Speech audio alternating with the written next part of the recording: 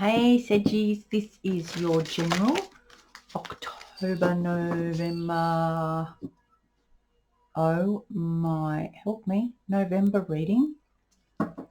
Let's go back and fix Scorpio. I think I've just lost a month. If you find it, can you let me know? Because I can't find October. Anyway, general reading, sun, moon, rising, and anywhere in your chart that you have Sag and you are interested in. If you're returning, hello, welcome in. And if you're new to the channel, hello, nice to see you. All right, let's see what's happening for Saggies in November. Okay, we've got the Ascension Flame at the bottom of the deck. Can you see that? That's quite beautiful, working on where you're going from now. Then we've got Joy and the Medicine Wheel. You know, laughter's the best medicine. So I think it's also high vibe. Laughter is high vibration. If you want to clear energy in any room, go in there, dance, sing, and laugh. It will lift the energy straight away. So I think not only are you ascending, which is bringing you joy, having joy is helping you ascend, and that is the medicine that you all need, that we all need. It's been a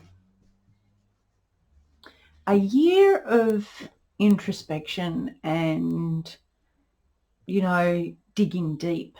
So with this new awareness and light of load, then you've got much more to be happy about. And here we go. Here we go. Here we go. Bringing a brand new, fresh start already. Now that you've done the work, now that everything's going direct, yay. Things are starting to work. Okay, as usual, my loves, I will lay these out and then we'll get the story. Okay, so we've got the Three of Pentacles, Page of Cups, Ten of Swords, yeah, Seven of Pentacles, Death, Ten of Pentacles, Ten of Cups, Five of Cups, High Priestess, and Two of Swords. No, Hanged Man. Yep. Okay. So what we have, I'll just move that. In the recent past, this year, I've been working hard, you know, digging deep to grow something new, really pruning what's dead and unhealthy, and letting all the nurturing and nutrients go into what's still alive and needs to grow, which is what we all need to do. That's Shadow Work 101. But in the current situation, you are still working to create something that's not only useful for you, but for other people, so that you might be putting all your lessons into giving back, helping others in any way, shape or form. And you're more capable of doing that now that you've become more open. The challenge is how to do that. Sometimes we don't learn in a natural way of how to love, how to give love, how to receive love. And love isn't just romance. I think the word love has been distorted so much by media that we forget that love is an inside out, and it doesn't matter who it goes to. It comes from inside and it just spreads out like waves.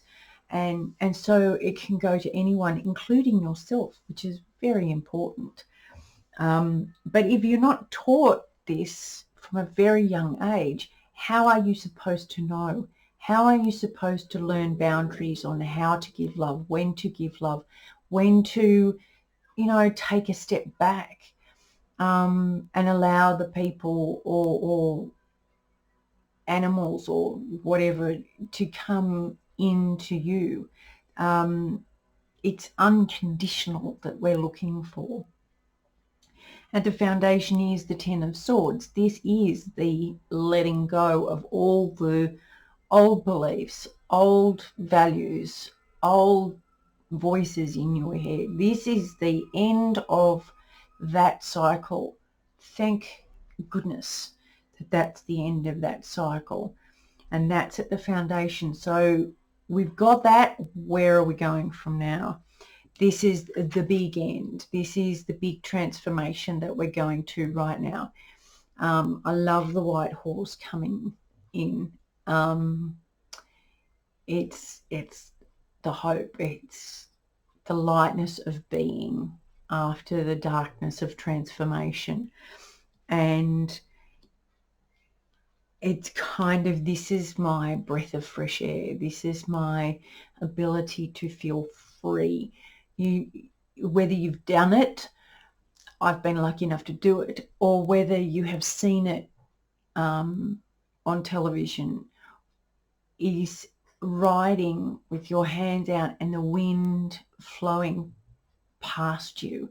There is nothing more freeing than that. It is literally like breathing for the first time, and this is where you're at. You feel completely abundant at the moment. You have this Ten of Pentacles. It's like withdrawing breath. It's you can see it coming. It's like all that hard work hasn't been for zilch. It's been for this. I now know why I've been going through all of this. I now get it. I see it. And this is how lucky I am. Not focusing on what you've just gone through, not focusing on what you've just worked through, being proud of working through that and now seeing what it's brought you. Again, this is really Ten of Cups. It's my rainbows, butterflies and unicorns card. It's like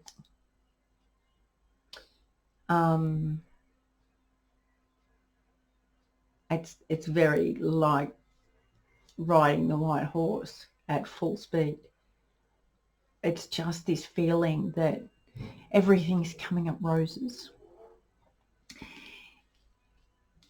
The thing that you've been through is this grief, and working through this shadow that we've been doing throughout the year with all the retrogrades, working through that stuff, even releasing it, the pain and letting it go can be can cause grief, because it's part of our story. All that stuff that we've told ourselves and that we've believed for so long, this Ten of Swords, all of that,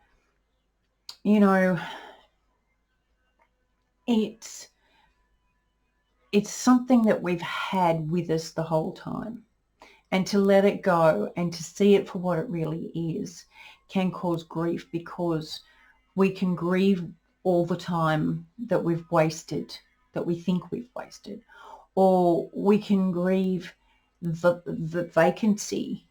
If that's gone, if that's dealt with and handled and healed, what's there?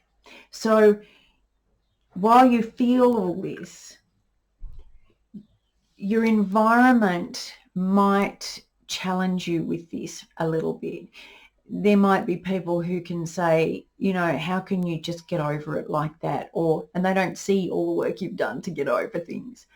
They might try and draw you back in because their grief is still active, but yours is healed. So they might try and draw you back in. You're not going you're not going to let that happen, because you've now done all the work. Your intuition is on point. You know who to listen to and how to listen to, and you know what's healthy and what's not healthy. Thoughts, voices, you know what's a healthy one and what's a not healthy one. So you're well on the right track. The outcome of the Two of Swords, and why I kept going, is because anytime you have this indecision, anytime you suspect that, am I on the right path? Did I do the right thing? Am I actually healed? Sometimes, you know, you scratch an old scar and it bleeds again, but it heals again. Sometimes things come up and bite you. When you get to that stage, it's okay, because you've learned how to see things from a different perspective. You've learned to pause and look at things from a different perspective, and let the snake, let it shed its skin so that you can move on.